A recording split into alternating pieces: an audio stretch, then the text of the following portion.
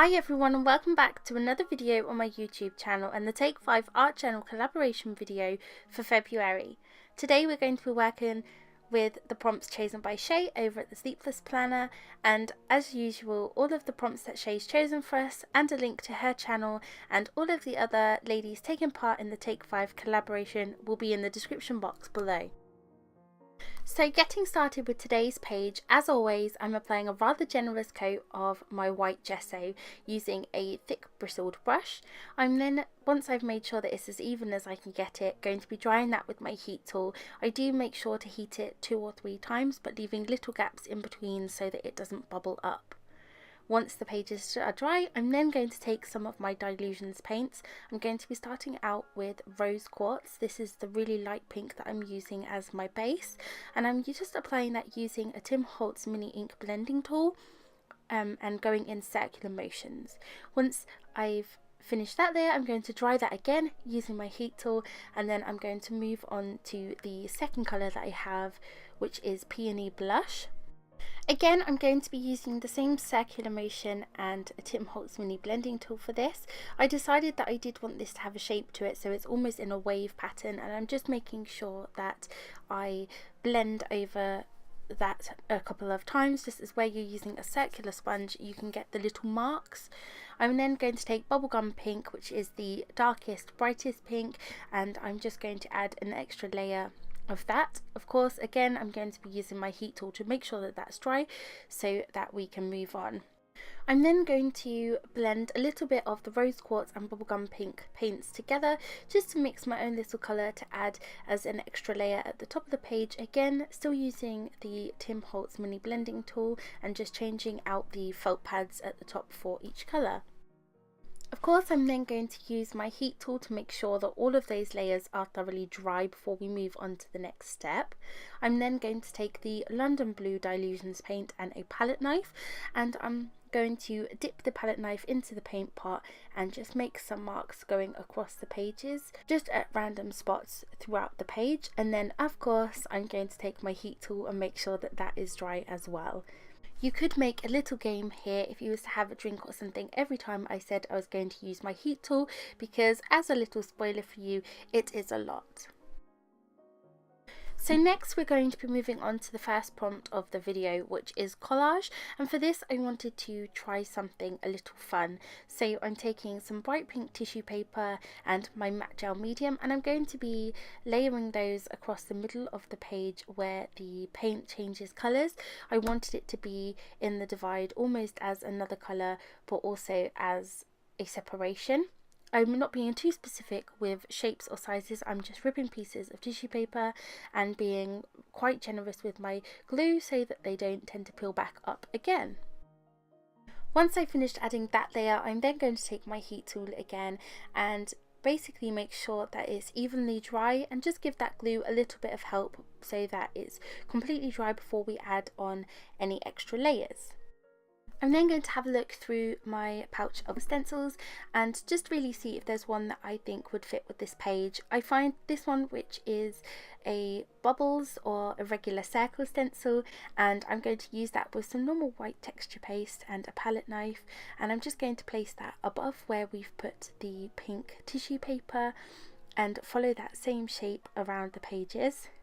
I'm applying quite a lot of texture paste as I did want a little bit of dimension at the top of the page.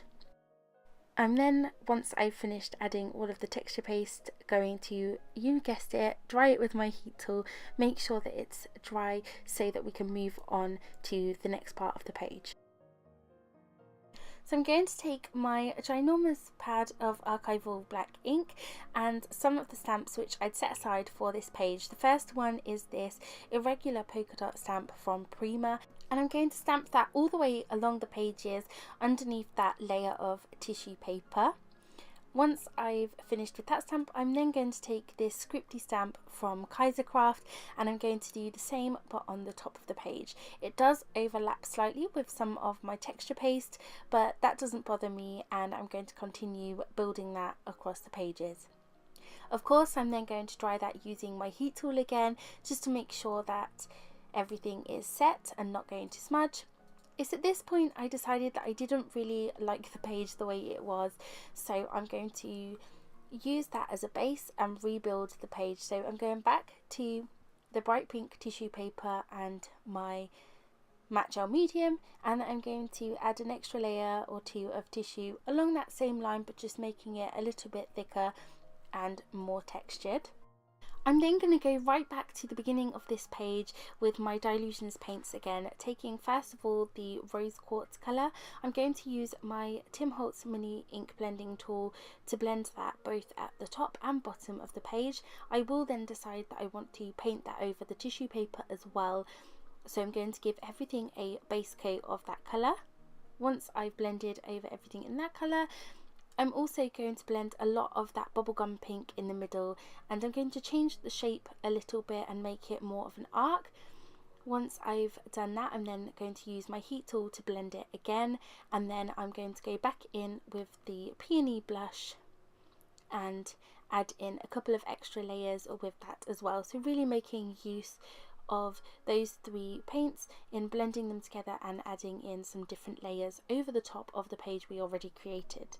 I'm then going to be taking some of my Distress Oxide inks. The first one I'm going to be using is Seedless Preserves, which is a beautiful rich berry purple colour, and I'm adding an extra layer of that underneath the bubblegum pink. I'm then following that up by using the Festive Berries, which is a combination of red and coral. It's a beautiful colour, and I'm then going to finish up with the Victorian Velvet, which is a very soft pinky mauvey colour. It reminds me of suede, so I'm going to be using that at the top to blend with that rose quartz. I'm then going to again use my heat tool to dry everything and just make sure all of those layers are dry. I'm then going to take my bronze gold Winsor & Newton ink and a fine paintbrush, and I'm just going to hand paint between the layers of the different colours using this ink.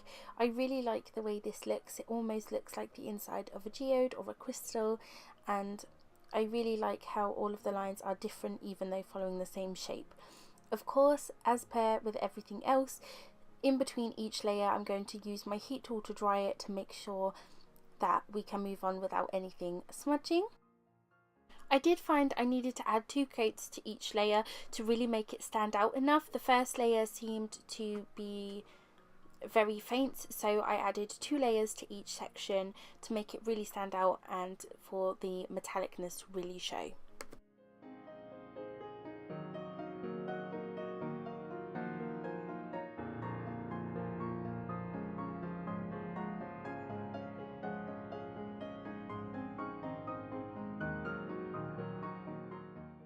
I'm going to add some splatters to my page using my Dilutions white linen ink. I'm adding a generous coverage of splatters, but mainly focusing on the outside of the pages.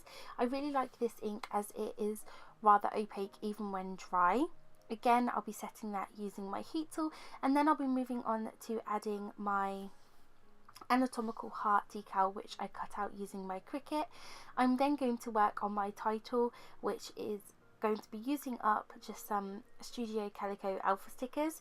It's going to say Courage Dear Heart, and I'm going to be using 2 different font stickers for this. I'm going to be using these black ones for the Courage Dear, and then I'm going to use some really pretty berry alphas for the heart.